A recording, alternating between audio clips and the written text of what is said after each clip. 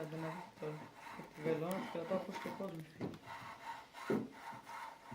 Να μου κόψεις την σειρά. Περίμενε, μην βγάζω τώρα, γιατί τώρα βγάζω από εδώ.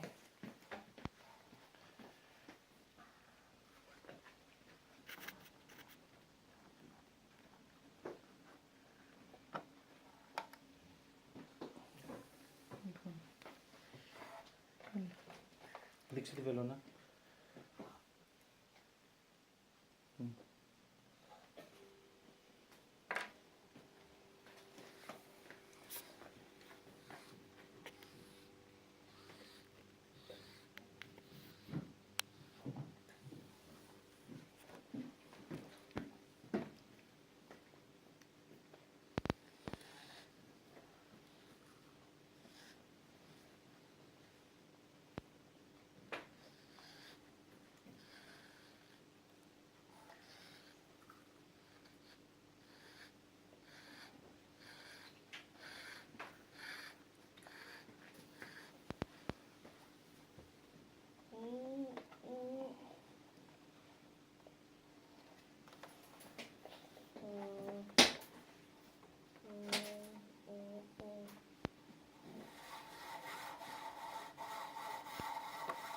Μπορείς να αφήνεις και να είναι πιο κάτω, δεν χρειάζεται να είναι όλα ψηλά.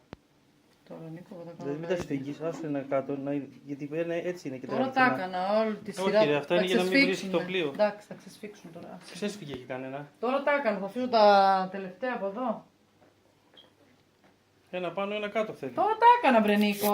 Καλά. Έχω κάνει το πλοίο, ξαφνικά θα κρέμονται εδώ δύο. Άσε με, μια χαρά είναι έτσι.